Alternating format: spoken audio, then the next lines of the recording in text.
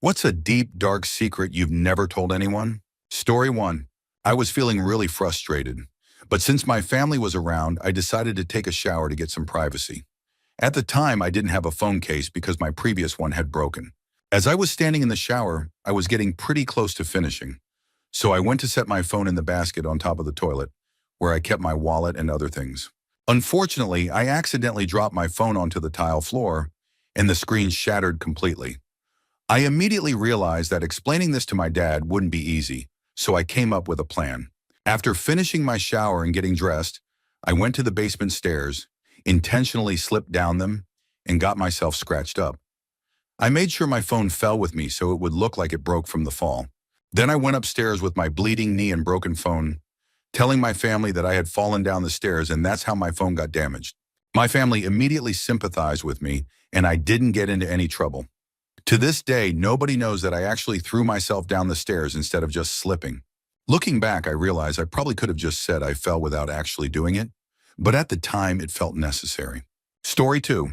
When I was 15, I reached a really dark place and tried to end my life.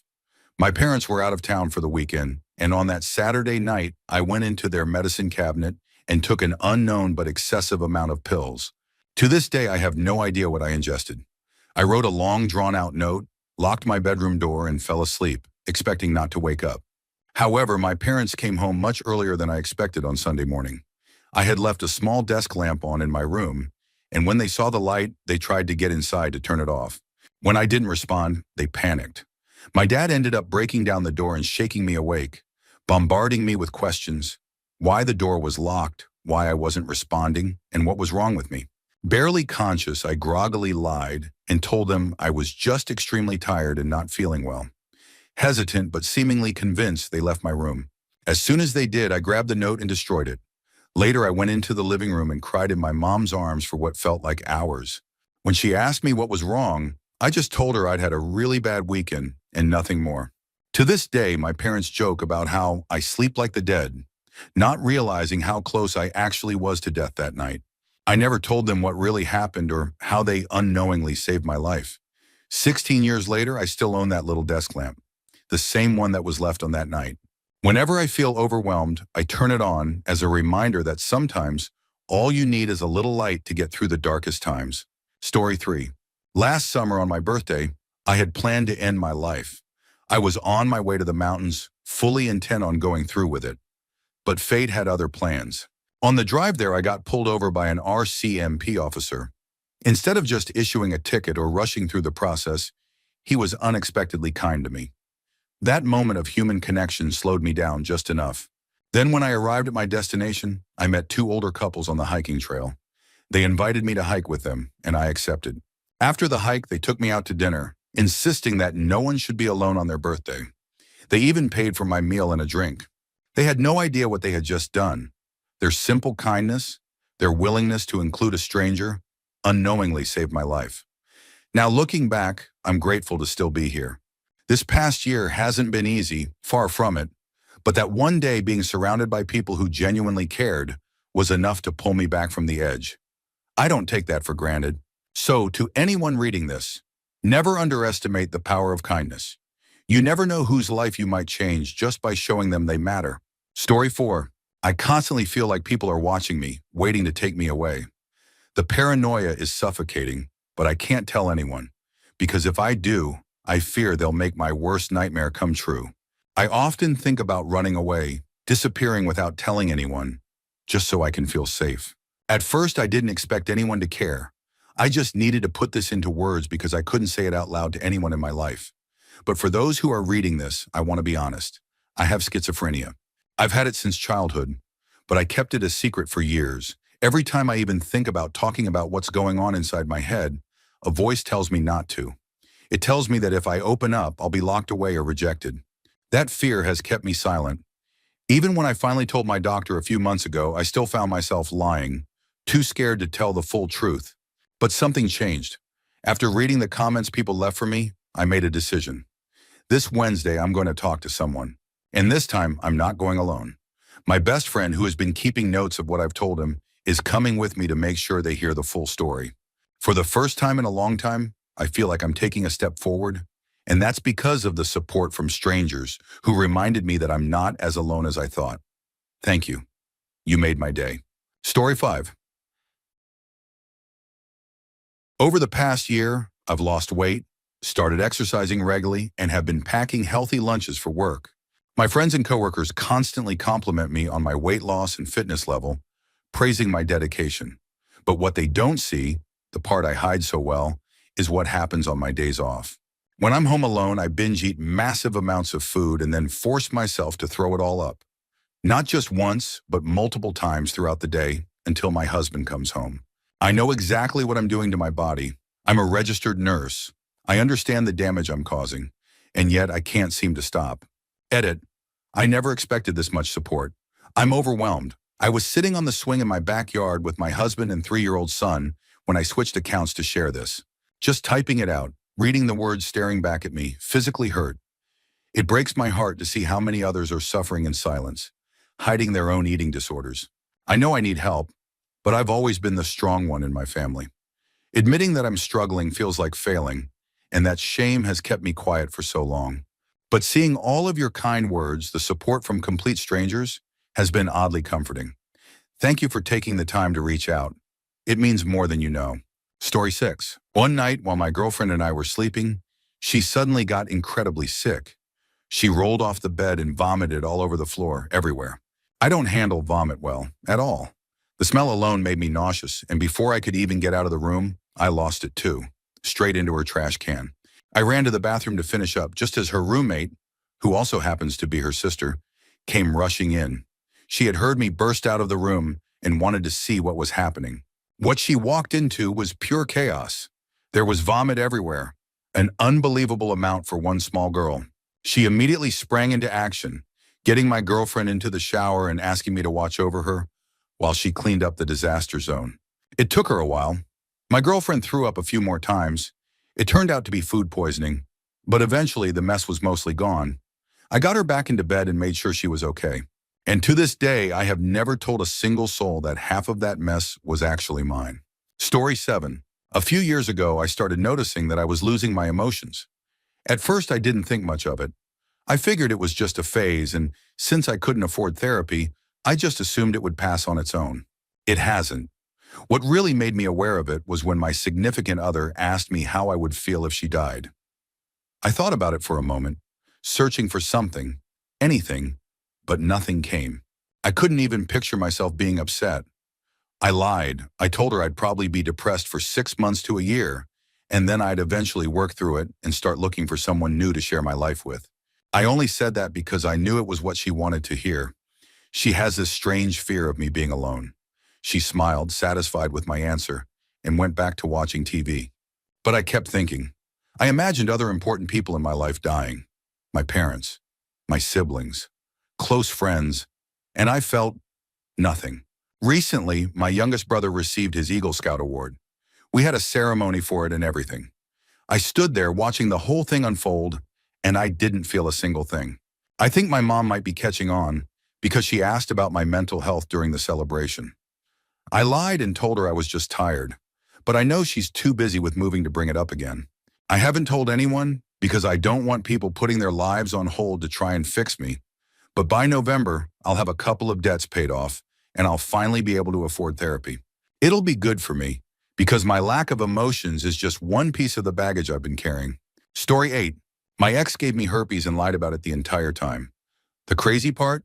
She doesn't even know that I contracted it. Toward the end of our relationship, I confronted her. I accused her of having herpes. That conversation quickly turned violent. She punched me, choked me, ripped my shirt. I never raised a hand to her. I just got out as fast as I could. She was a real peach. By the time I realized what she had done to me, our relationship was already falling apart. I never told her. I didn't want to give her the satisfaction. Years later, I still haven't dated anyone. Not once. I don't know how to bring it up, when to bring it up, or even if I should bring it up. But I know I can't hide it from a potential partner, so instead, I've just accepted my forever single fate. My friends and family always ask about my dating life, wondering why I'm still alone. They assume my ex messed me up so badly that I've sworn off women altogether. If only they knew. Edit. I logged on this morning, fully intending to delete this post. Last night, all I could think was, you idiot, you just told the whole world you have herpes. But when I checked the comments, I was surprised. Instead of judgment, I found support. The overwhelming response? Yeah, that sucks. But most of us think it's no big deal. So quit being a chicken and just live your life. Story 9. There was one moment in my life, one opportunity, that I know for a fact I would have taken if it had played out differently. It was at a family reunion. She was a cousin, but only by marriage and around my age. We had only met a couple of times before, but when I saw her that day, something clicked. She was tall, pale-skinned, dark-haired, thick in all the right places, right up my alley. There was an immediate, undeniable sexual tension between us. I felt it, clear and familiar, but despite how attracted to her I was, I kept my demeanor as neutral as possible. I didn't expect her to be so forward. She invited me to hang out, just the two of us, and watch a movie together. We talked, got to know each other a little better, and then moved into the TV room while the rest of the family was elsewhere.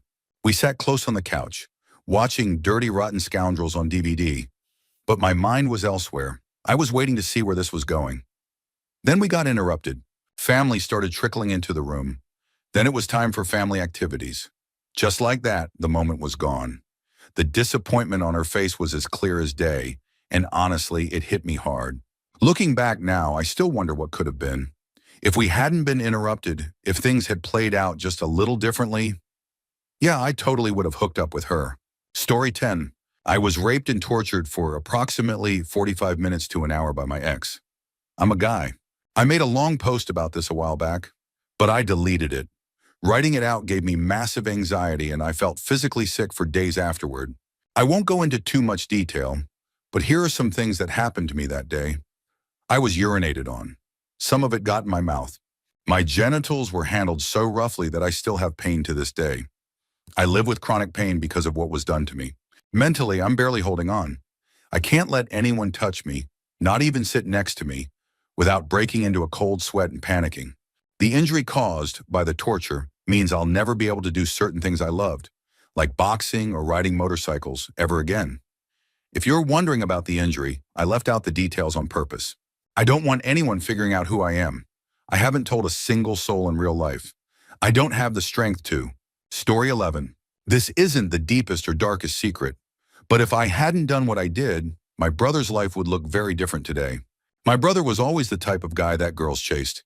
He had a reputation, never violent, but he cheated often and played the field. He had a few long-term relationships, but his last serious girlfriend was different. He was more into her than the others. The problem? She was high maintenance, manipulative, and had a habit of pushing his buttons. She knew exactly how to make him lose his temper. One night, after yet another heated argument, he snapped. He grabbed her, pinned her against a wall. He didn't hit her, but he came close. That was his wake-up call. He knew he needed out, so he ended it. But she didn't let go so easily.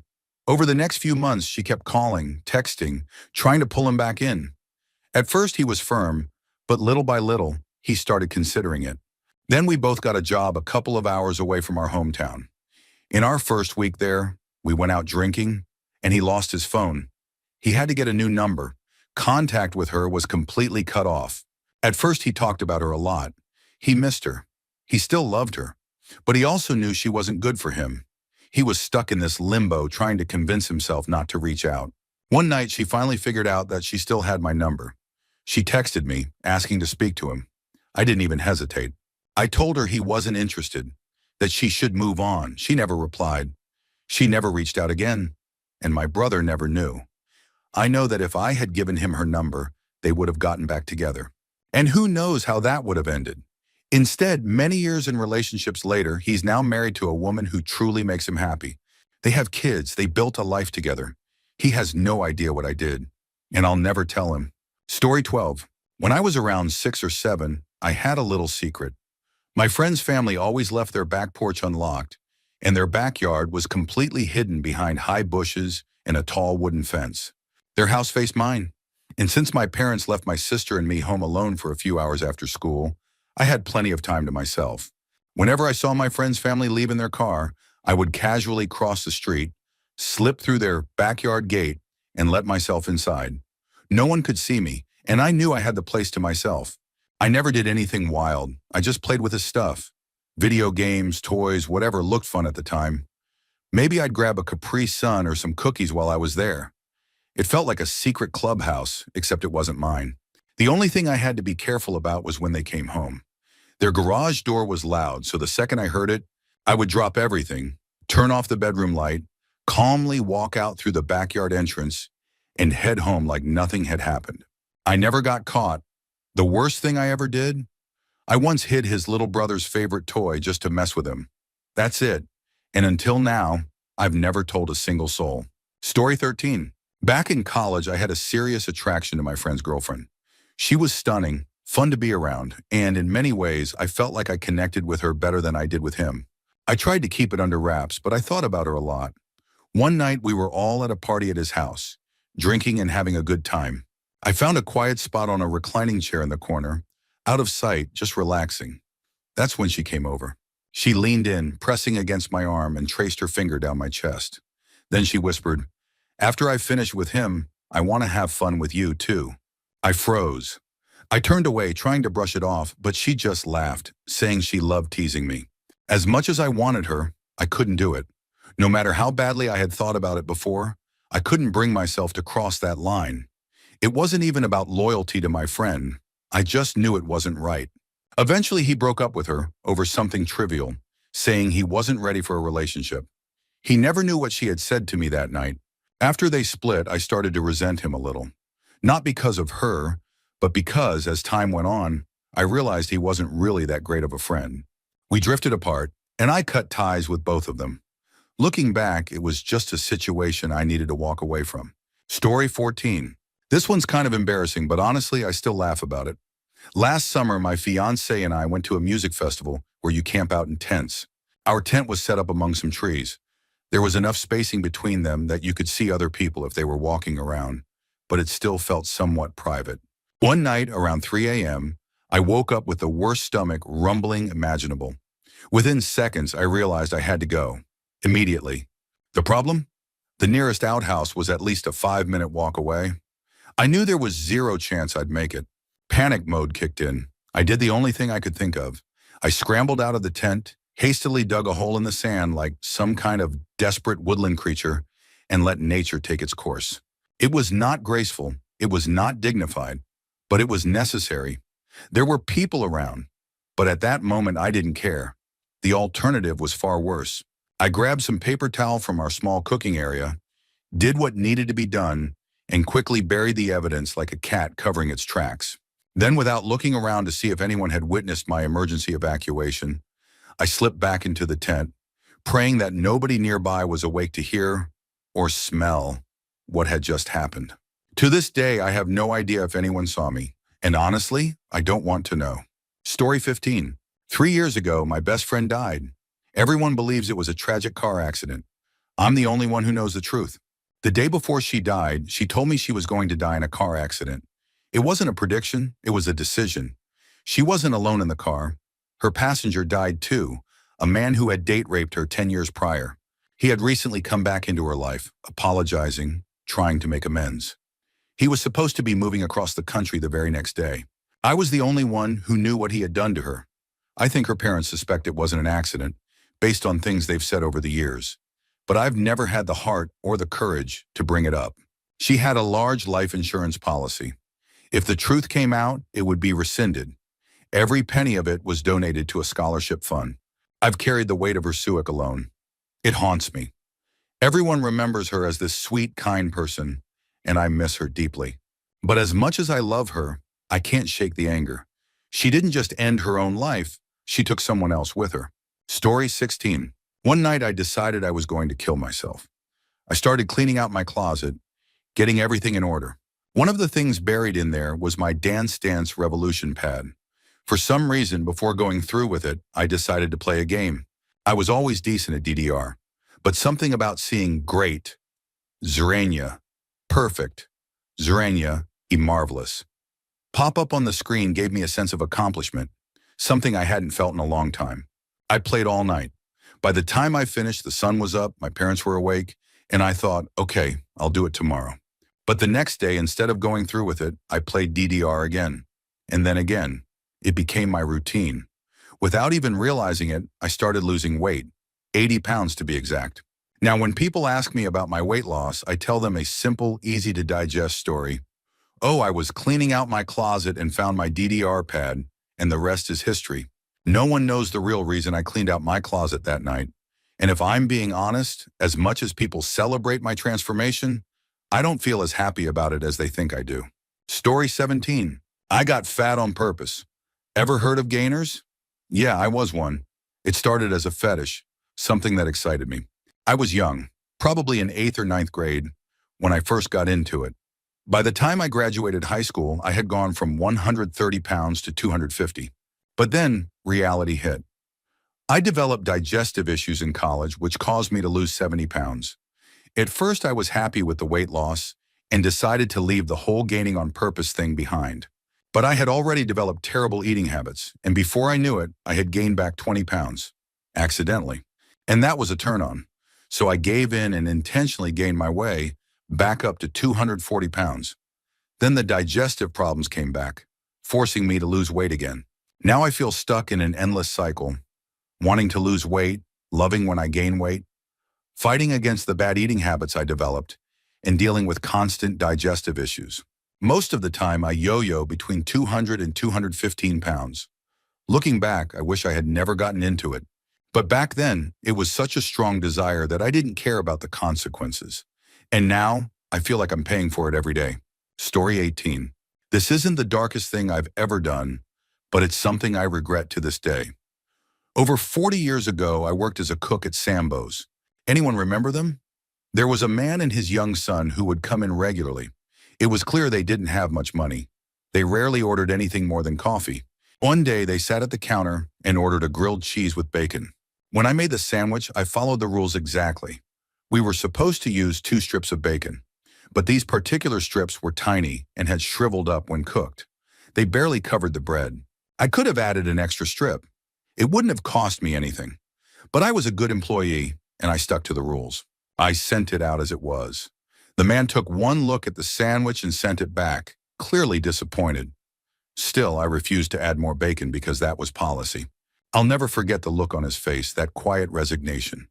Thinking back now, he had probably saved up just to buy that sandwich for his son. And I, stubborn and rule-following, sent him a sad excuse for a meal. It's been over 40 years, and I still feel like a complete jerk about it. I wish I could find him and apologize. I know it might sound stupid, but it really does bother me to this day. Story 19. I have a very specific and maybe odd sual preference. I find disabled people incredibly attractive. Now, having a disability fetish isn't that unusual, but mine manifests in a way that's different from what most people might expect. I don't watch disabled porn, nor am I into the idea of people being helpless or dependent. In fact, what I find most attractive is watching disabled individuals going about their daily lives. Just existing, doing normal things. I'm not particularly drawn to disabled athletes who have been glamorized into traditional beauty standards, and I have no interest in photos of able-bodied models edited to look disabled. For me, it's just like any other physical preference. Some people like muscular builds, freckles, or blue eyes. I just happen to find certain disabled individuals incredibly rare. Not all of them, of course, but when I see someone I find attractive, my heart and my libido takes a little leap. I've never dated a disabled person. Never even really had the chance to meet someone single who fit my type. And now I'm married to a very able-bodied partner, so that ship has pretty much sailed. But if I pass by someone cute on the street, let's just say they stay in my mind for a while. Story 20. Therapist here. I've read through a lot of the stories on here, and I just want to say I'm sorry. So many of you have been through incredibly painful and difficult experiences. Nothing I say can take that pain away, but I do want to encourage you to seek out help if you need it. Finding a therapist, whether it's a counselor, social worker, psychologist, or psychiatrist, is one of the best steps you can take toward recovery. And I know one of the hardest parts about therapy is just making that first appointment. But if you can push yourself to take that step, you're already statistically on your way to improving your quality of life. Yes, your problems are big enough to talk to a therapist about. No, your therapist won't judge you. No, you won't freak them out with what you say. We got into this profession to help people. I promise you, it's not for the money. Good luck, everyone. Story 21. Mine isn't nearly as dark as some of the stories here, but it still weighs on me. I just don't do anything. When people ask me what I do in my free time, I say nothing. It's easier than trying to explain the truth.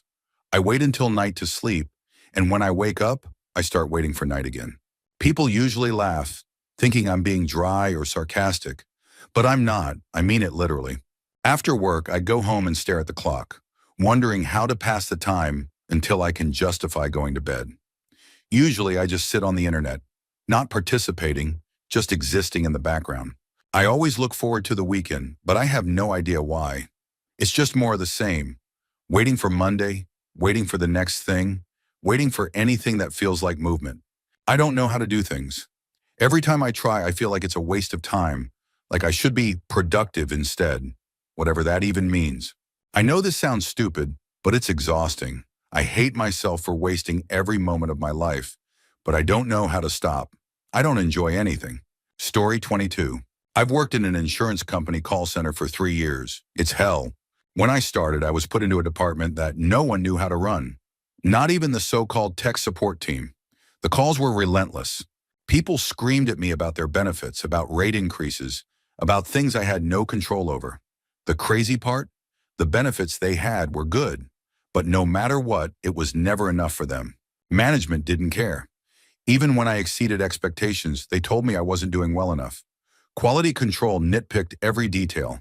Workforce management did the same. So I started cutting myself at work. Just small scratches, enough to pass as accidental. But it helped me get through the day. As long as my numbers were good, no one cared. Around the same time, my health started deteriorating. I developed a chronic issue, coughing up blood daily. But with a high deductible insurance plan that cost me $7,000 just to confirm that, yes, this is just how my body works now, I couldn't afford any real treatment. So I ignored it. Financially, I was drowning. Rent, student loans, medical bills, credit card debt, it all kept piling up. And despite getting occasional raises, the cost of everything was rising just as fast. I kept checking job listings every day, hoping for a way out.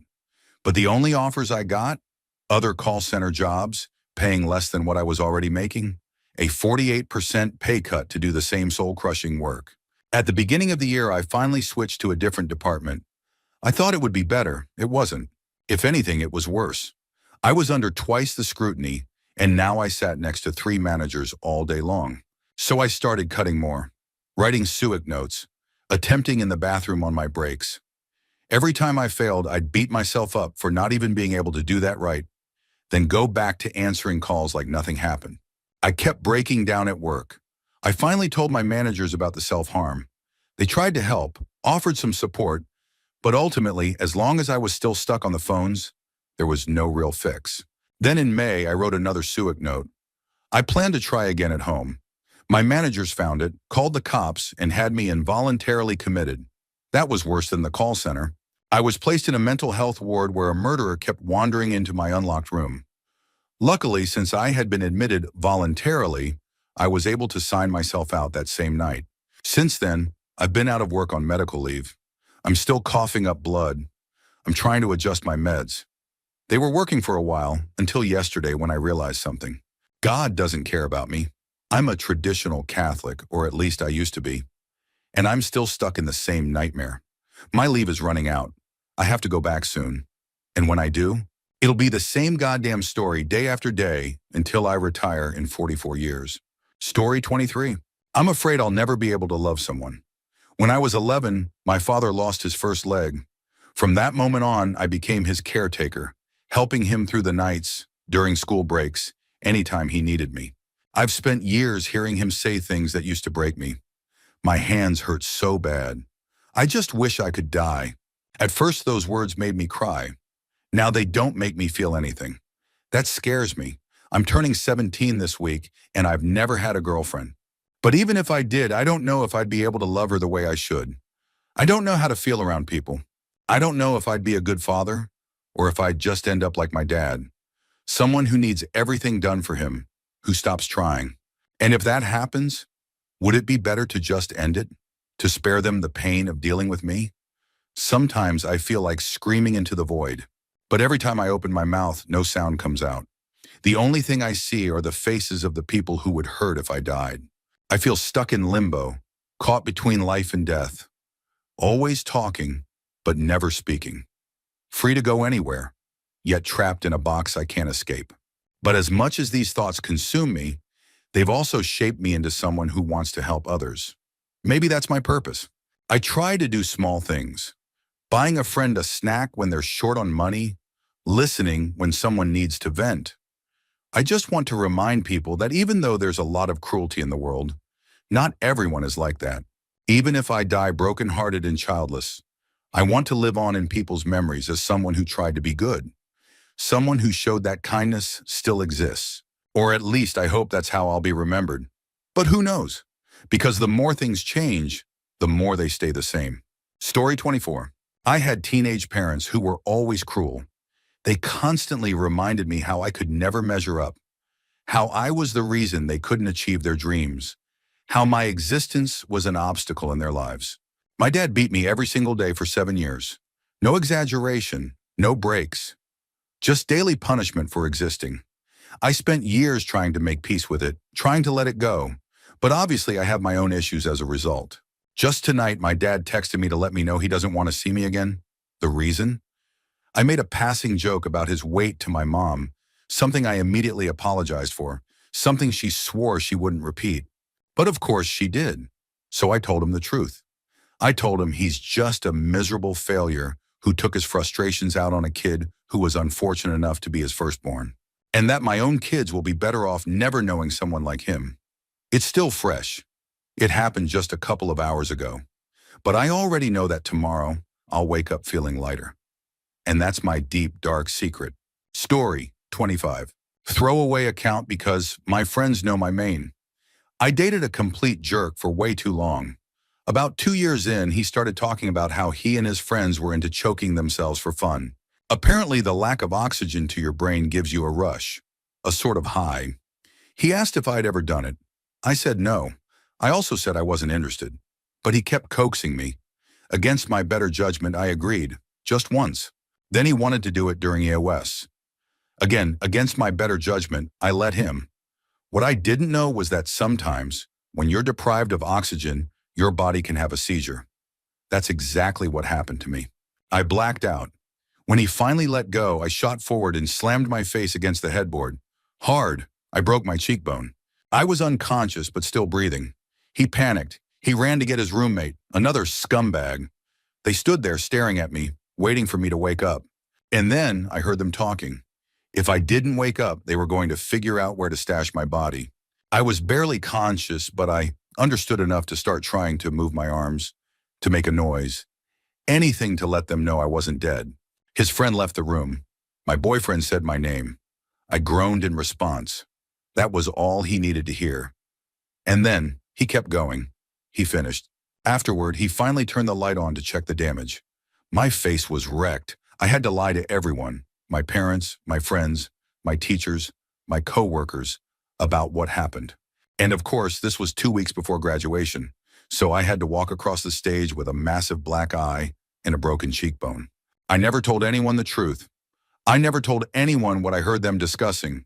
To this day, I still intensely dislike those people. I don't like using the word hate, but it's damn close. Karma got them in the end, though. Life caught up to them. They're both miserable now. I don't take joy in it, but I'm not upset either. Story 26. I wish my grandfather would just die already. He's 98. He's become a massive burden on my mother and uncle, and to make things worse, he completely screwed over my family. Back in 1999, he promised my mom a job on his farm if we moved closer to him. So we uprooted our lives, moved 3 hours away, only for him to change his mind as soon as we got there. Maybe he had financial troubles, right? No, the guy is worth millions. He just didn't want the inconvenience of helping his own daughter. That move ruined us. My dad had been running a successful hardware store where we used to live, but after we relocated, he could never get it back on its feet. The stress and depression from it consumed him for the next 10 years, until he finally just gave up on life entirely. My mom was lucky enough to find a half-decent job at a hospital, But even after retiring, she still struggles financially. And all the while, my grandfather sits there, completely detached from reality, acting like it's still 1953. According to him, nobody is worth anything. Everyone is just doing it wrong. If they really tried, they'd be fine. I wish he would just pass away already. I wish my mom could finally have the stability he promised her almost 2 decades ago. Story 27. Once upon a time, I was very depressed, heavily medicated, completely numb to life. One afternoon, I was sitting on the edge of my balcony, 4 stories up, looking down at the small communal lawn below. The grass was lush and green, almost inviting. In my mind, I imagined it as a deep blue swimming pool. I could see it, the way the water would ripple, how refreshing it would feel to dive into it. A part of me knew that if I jumped, I'd die. But the more I thought about it, the more that seemed promising. A quiet, beautiful way to go. No pain, just a cool, soft escape. I was in a trance. I knew I was going to do it. And then, out of nowhere, a girl appeared. She looked at me and said, "Are you silly? Don't sit on the balcony like that. It's really risky." She grabbed my hand and gently led me back inside. I don't remember what happened next, only that I fell asleep for 12 straight hours. When I woke up, I felt different, like something inside me had shifted, like I had another chance. My life slowly turned around after that. But here's the thing, I cannot remember who that girl was. I don't know where she came from. I don't know where she went. I can't even remember what she looked like. But she saved my life. And I will always wonder if she was even real. Story 28. When I was in my early teens, my dad started bringing up the stray cats that were being found dead around our complex. I never noticed anything unusual. One day he told me that our family friend had seen me outside the previous day after school. But I had been home all day, just doing my chores, finishing my homework, and watching Dragon Ball Z. My dad insisted, "No, you were outside. Donnie called your name, and you looked up at him, then just walked away." I was confused. I hadn't gone anywhere. Being told I was wrong about my own actions was such a strange, unsettling feeling. A couple of years ago, my dad finally opened up to me and said, "Sometimes you go places." I just remember him yelling at me for no reason, accusing me of sneaking out. That day, he said I had been gone for 20 minutes. He was so frustrated, he shook his head, pinched me, slapped me, even poked me with a pen, demanding answers. But I had none. He told me his side of the story, and I told him mine. Apparently, it had happened a lot. It made sense now why my dad never liked me being alone in public. I don't think it happens anymore. But honestly, I wouldn't know. I do know that I'm not aimlessly wandering these days. If I were, my roommates would have noticed by now. Story 29. I've relapsed. I've been using Hero almost every day for the past month and a half. If my roommate knew, he'd kick me out. I don't want to tell my best friend either. He's always been there for me, but I feel like all I do is burden him with my problems. He's so normal, and yet I constantly have to ask for help. Help with my PTSD, my addiction, and my abusive ex, who might still be out there, waiting for a chance to hurt me again. I've been trying so hard to stop, but if I'm being honest, I don't really see a reason to.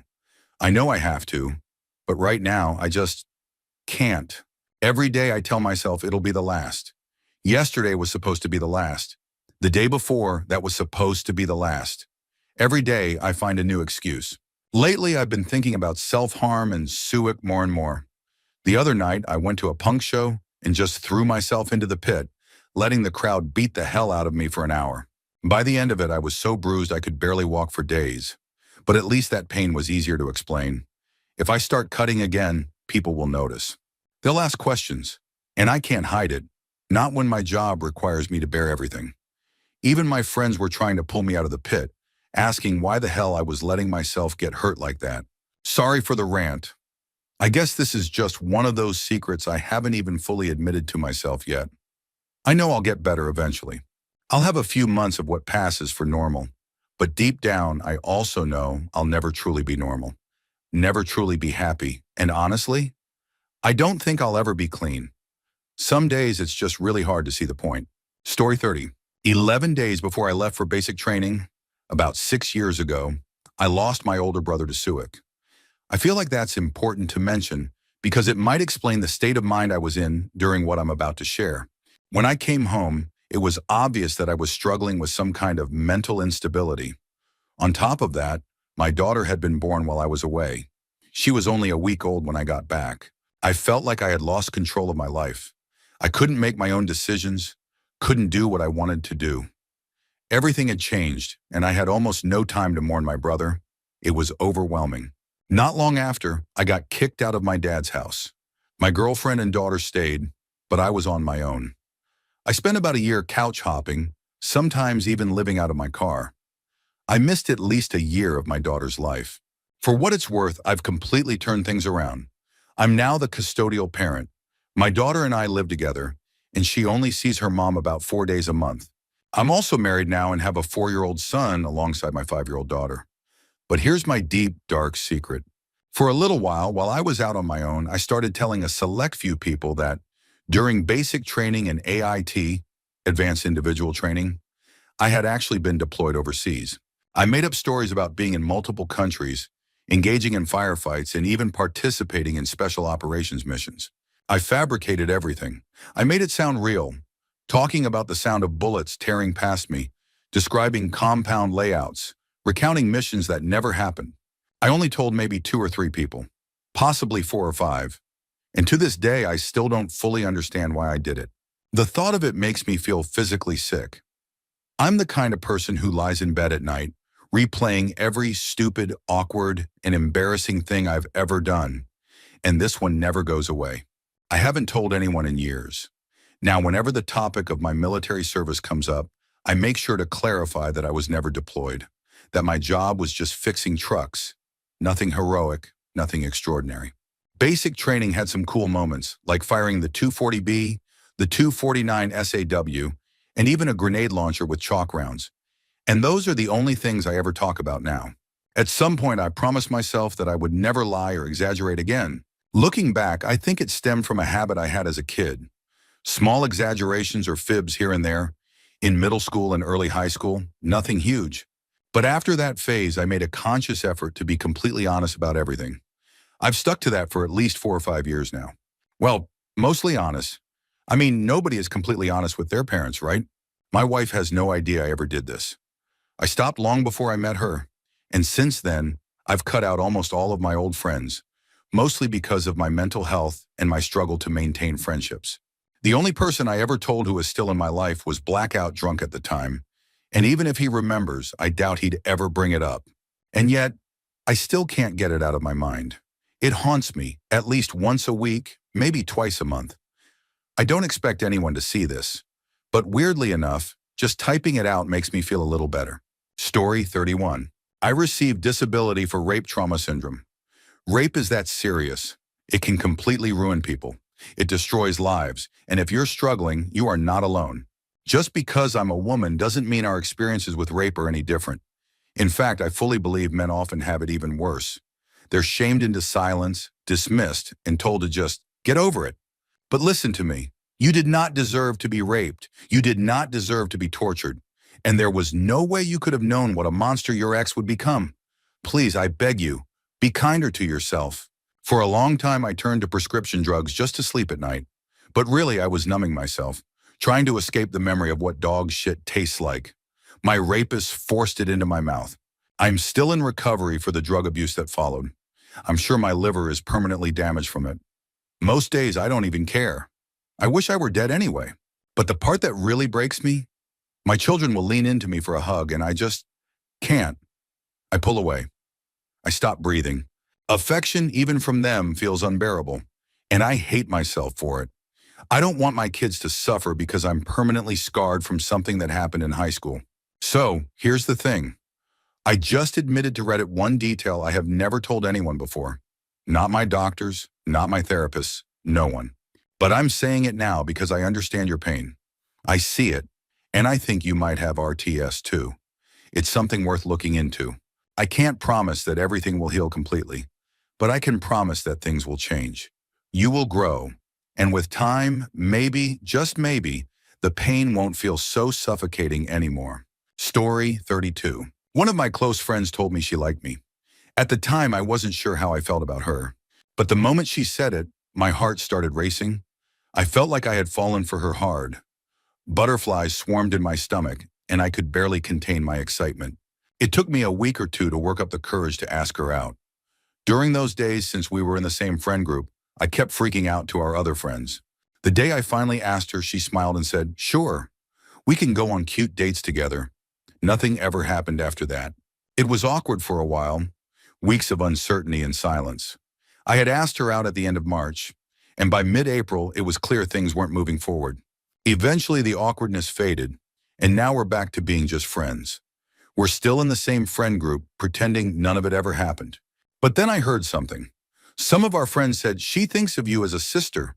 But then they added, "We all think otherwise." We aren't that close anymore, but we live less than a mile apart, so we still bike to each other's houses pretty often. And yet, 3 months later, I still have feelings for her, and that's a huge problem. The moment I asked her out, I regretted it, not because I didn't like her, but because of what it meant. Both of us have homophobic Asian parents. Her family is Christian, which makes it even worse. I have no idea how to move on.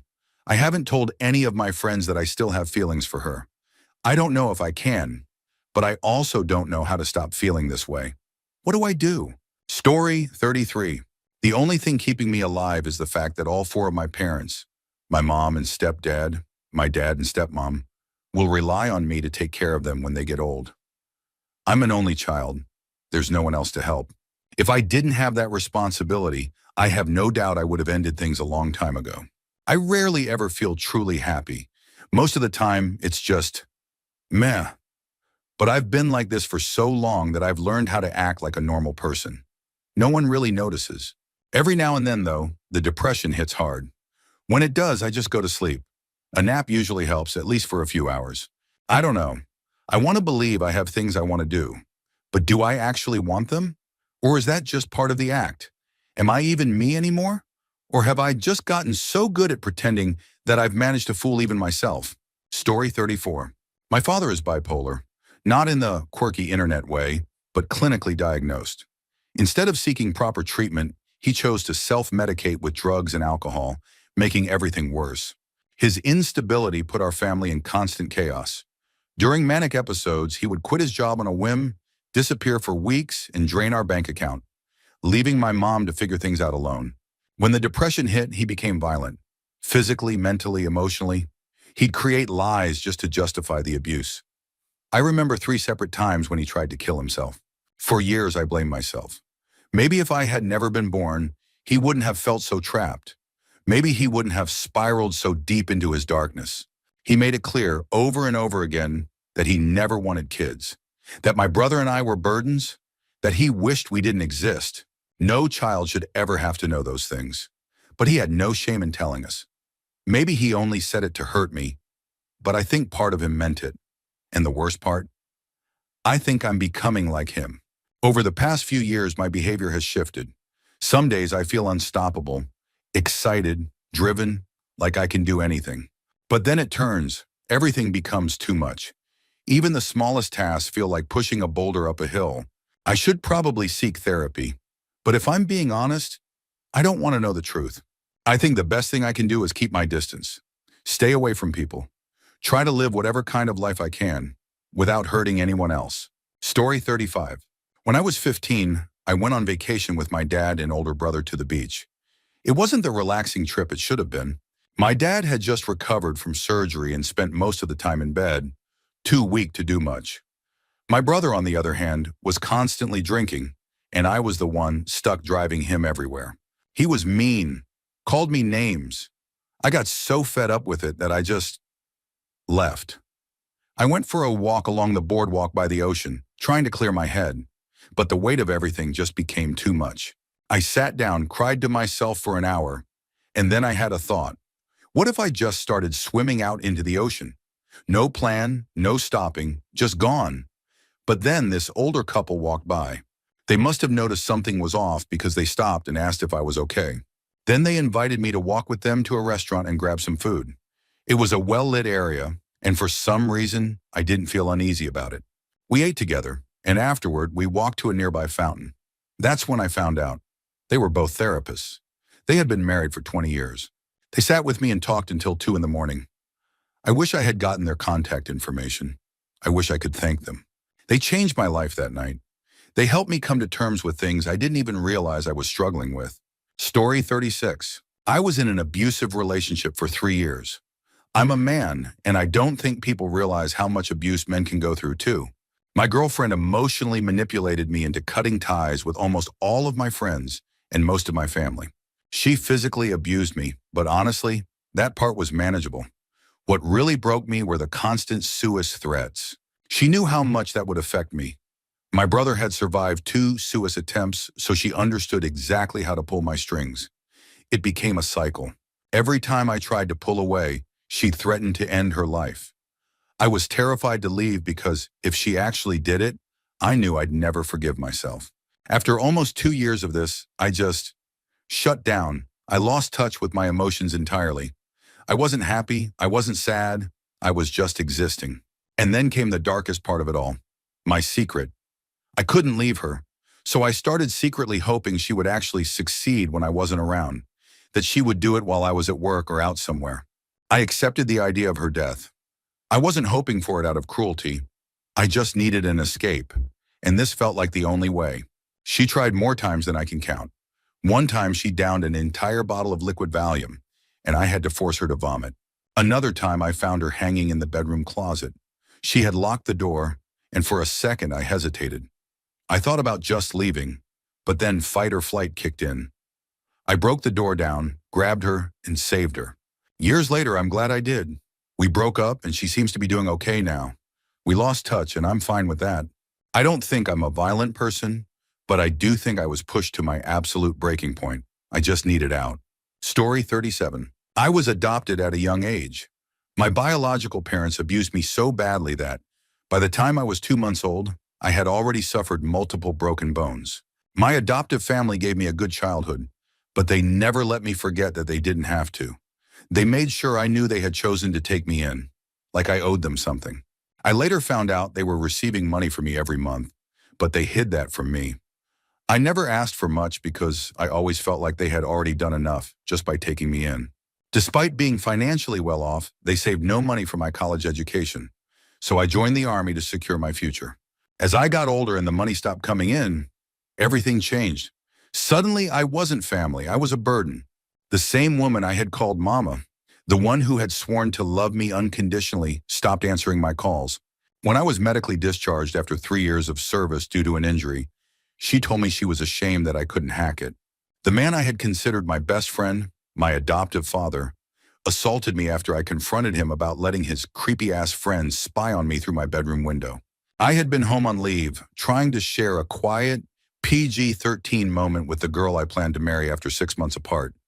That moment was stolen from me. I started drinking every night. When I finally got out of the military, I threw myself into college, spending every waking moment studying. Straight A's for the first time in my life. My mother didn't congratulate me. She accused me of being a drug addict because I spent so much time alone with my books. My fiance left me. She didn't want my mother as a mother-in-law. And I spiraled. I wasn't a drug addict, but out of sheer spite, I became one. If they wanted to believe I was a junkie, I figured I might as well live up to the expectation. My family ostracized me. They sold my childhood home and bought a one-bedroom house, making it painfully clear that I was no longer welcome. So last September, I took a lethal dose of pain pills. I wasn't trying to get high. I knew what I was doing. I calculated the dosage. I just didn't expect to wake up in an ambulance. At the hospital, my parents showed up just long enough to confirm I was still alive. When they saw me, sobbing, apologizing for everything, my mother simply looked at my father and said, "Take me home. You can come back when he's released." Then she turned to me and said she was ashamed that her son was an addict. I snapped. I told them to get out, that I wished my girlfriend had just let me die. Not long after, I moved to a new city. I cut ties with my ex. Now my life consists of work, my dog, and searching for validation in whatever girl ends up in my bed that night. I know it's not healthy. I still drink like a fish. But outwardly, everyone thinks I'm okay. The truth is, the only reason I'm still here is my dog, my best friend in this entire world. And lately, with all the high-profile suics in the news, I don't feel sad. I feel envious. They succeeded. I don't want sympathy. I don't even know why I'm writing this. Maybe because no one knows the truth.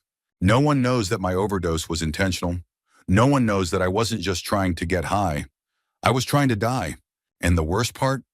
I'm embarrassed that I couldn't even do that right. Story 38. I considered using a throwaway for this. But F it. When I was 16, I had a handful of pills in my hand and every intention of making them the last thing I ever consumed. I was ready, seriously ready. No sadness, no hesitation. I had reached that place where the only hope I had left was in never having to hope again. And honestly, that was comforting. I even smiled at the thought. That's the dark secret. No one knew where I was at. No one even suspected. I wore a perfect mask, carefully crafted, meticulously maintained. To everyone else, I was just a sarcastic, silly kid with a bright future ahead of him. And I was fine letting them believe that, because deep down, I was afraid that if they knew the truth, they would stop caring altogether. Then my dog Dexter walked in. He was a Dalmatian, neurotic, a bit of a weirdo. He never really liked people, wasn't affectionate, wasn't cuddly. He mostly kept to himself. He stood in the doorway staring at me. That wasn't unusual. But instead of just awkwardly walking away like he usually did, he came in and sat down next to me. I barely noticed him at first. I was too focused on the pills in my hand, trying to brace myself one last time. Then he nuzzled me. I pushed him away, but he persisted. He kept nudging me harder and harder until my hands shook and the pills spilled onto the floor. I looked down at them, then back at him, and for the first time in who knows how long, I felt tears welling up. He nuzzled me again. This time I didn't push him away. I pulled him close. And for once, he didn't pull away either. He didn't do his usual thing of getting weirded out and leaving. He just stayed. He licked my face as the tears fell. I threw the pills away. Years later, when I had to bury Dexter, I sobbed just as hard. Story 39. I've been married for 5 years, together with my husband for almost 8. Over 2 years ago, he lost a loved one. It hit him hard. His drinking spiraled out of control. He shut down, wanted nothing to do with our daughter or me. And then it got worse. He became verbally abusive, then physically abusive. I gave him a year to grieve, a year to work through his pain, to remember that he still had a family, a wife and daughter who needed him. But nothing changed. So I started speaking up. I told him how his drinking was destroying us, how his daughter wanted nothing to do with him because all she ever saw was her father drunk. No matter how hard I tried to shield her from it, she knew. I was a stay-at-home mom with no family nearby, no support, just trapped. When I finally told him I was leaving, he threatened me. He said he would take me to court so I couldn't leave with our daughter. Then he went further. He threatened to destroy me financially, to ruin my credit so I'd have nothing. And then he did exactly that. He racked up over $15,000 in debt on a credit card in my name. I was scared, but I stayed. I got 2 jobs and started working just to pay off his debt. Once I cleared it, I opened a different bank account, started saving to leave. But somehow he found out. And then he beat me. He made me transfer the money to him, said if I didn't, he would destroy me. I was broken, depressed, crushed by anxiety. I had no one to talk to. So I found someone outside of my marriage. At first, we were just friends. He was going through his own struggles and we leaned on each other. For 7 months, it was nothing but emotional support. And then we crossed the line physically. And you know what? I don't feel bad for cheating because I'm not the person I used to be. I'm just a shell.